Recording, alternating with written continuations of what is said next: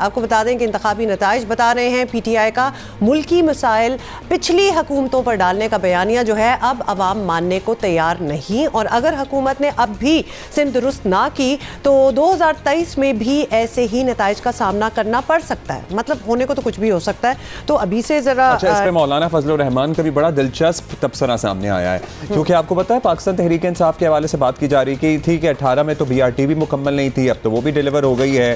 फिर health card के बारे में बड़ी कॉन्फिडेंट थी पाकिस्तान तहरीक इंसाफ के, पूरे खैबर पख्तूनख्वा में मिल गए हैं, सर्टनली उससे लोगों को फ़ायदा हो रहा होगा। तो फिर क्यों ऐसे इलेक्शन नताइज सामने आए हैं? तो मौलाना फजलुर रहमान ने कहा कि फिर इससे साबित होता है कि प्रॉब्ली 18 में शफाफ इंतखाबात नहीं हुए थे, वो पीछे चले गए। हाँ, वो उन्होंने कहा फिर प्रॉब्ली उस वक्त जो मैंडेट मिला था वो सही नहीं था। जब ऐसे होता है, जब ऐसे रिजल्ट्स आते हैं तो फिर बहुत से लोगों को बहुत से मौके मिल जाते हैं बहुत कुछ कहने का, जिस तरह पीछे जाके असेस किया जाए कि जी वो 18 के सही थे कि नहीं सही थे, बिकॉज ये नताइज बता रहे हैं कि वो कैसे हुआ था, तो असेसमेंट तो एक हो ही जाती है। अच्छा, बैरिस्टर सैफ हैं मुआविन खुसूसी बराए वज़ीर आला KP हमारे साथ। बिल्कुल जी, बैरिस्टर सैफ से बात करते हैं। अस्सलाम वालेकुम, बहुत शुक्रिया आपने ज्वाइन किया है। खैबर पख्तूनख्वा बल्दियाती इंतखाबात में जो नताइज सामने आए, एक हम तो डिटेल उसकी दे रहे हैं, तहरीक इंसाफ इस पर कुछ परेशान तो होगी, किससे जिम्मेदार मान रहे हैं इस परफॉर्मेंस का? कुछ सोचा होगा?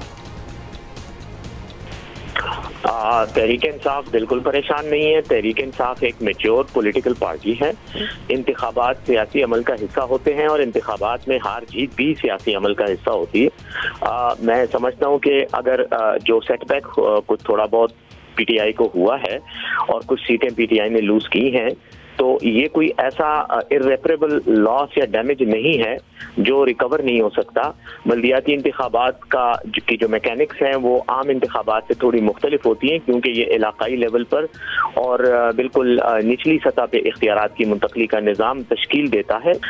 इसमें यकीनन बाज़ जगहों में PTI को वो मतलूबा तादाद सीटों की नहीं मिली और दीगर पार्टियों को मिली है, लेकिन मैं फिर भी समझता हूँ कि PTI का पहला कारनामा तो यह है कि ये दूसरा बल्दियाती इलेक्शन है जो KP में PTI के दौर में हो रहा है, पहली बात। दूसरी बात यह है कि जो इस वक्त आप वोटों की तादाद अगर देखें तो PTI के वोट इस वक्त भी दीगर तमाम पार्टियों से ज्यादा हैं जो PTI के हक में पड़े हैं।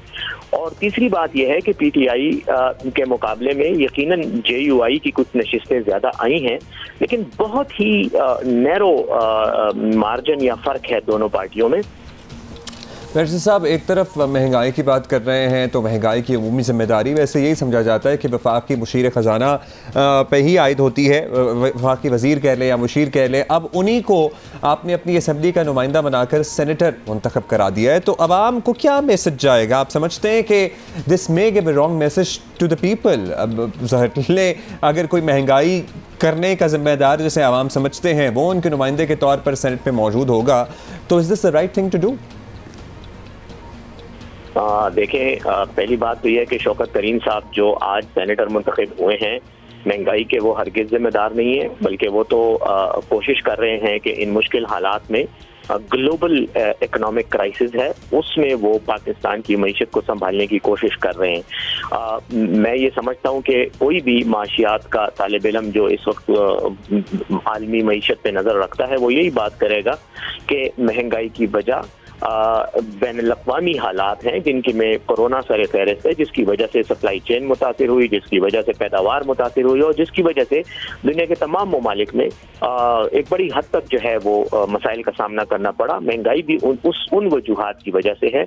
शौकत तरीन साहब एक बहुत ही काबिल और लायक माहिर माशियात हैं और हमें यकीन है कि उनका ये जो इलेक्शन KP असम्बली से हुआ है इसके नतीजे में वो मुल्क में मईशत की बहाली, महंगाई को कम करने और पाकिस्तान को एक मजबूत मुल्क बनाने के लिए एक बेहतर पोजीशन में आएंगे और इंशाअल्लाह हम अपने ये अहदाफ हासिल कर सकेंगे। Thank you for minding us. Barrister साहब, हम भूल गए थे कि शौकत तरीन साहब जिम्मेदार नहीं है, इससे पहले वाले हफीज़ शेख साहब को महंगाई की वजह से हटाया था। अच्छा छोड़ें, अब आगे बैरिस्टर साहब ये भी बता दिए कि आम इंतखाबात भी ऑब्वियसली ज़्यादा दूर नहीं है, टाइम तो ज़्यादा रहा नहीं है, पार्टी को उनकी तैयारी भी करना होगी। तो आप समझते हैं कि ओवरसीज़ वोटर्स और EVM की जो सारी नई इंट्रोडक्शंस हैं इनके आने के बाद नताइज बल्दियाती इंतखाबात से मुख्तलिफ हो सकते हैं, कुछ पॉजिटिविटी आ सकती है?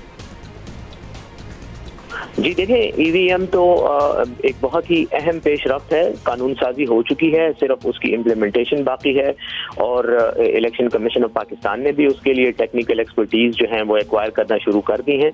मैं समझता हूं कि इंतखाबी निज़ाम में एक बहुत बड़ी मस्बत तब्दीली आएगी और ख़ास तौर पर धांधली का भी खात्मा होगा, जो कि अमूमन बदकिस्मती से हमारे इंतखाबी निज़ाम का एक लाजमी जुज़ बन गई है। और मैं ये समझता हूँ कि ये अपोजिशन पार्टियाँ जो अमूमन जेली तरीक़ाकार से वोट लेकर आती हैं, इनका भी कमा हो जाएगा। दूसरी बात जहाँ तक ताल्लुक़ है इंतखाबात का, बिल्कुल पाकिस्तान तहरीक इंसाफ इस बात से मुकम्मल तौर पर आगाह है और इस चैलेंज को सामने रखा हुआ है।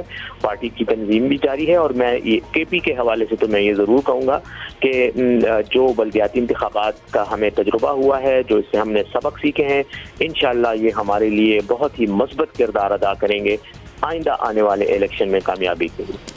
ऑल राइट जी, बहुत शुक्रिया आपका। बैरिस्टर सैफ हमारे साथ मौजूद हैं।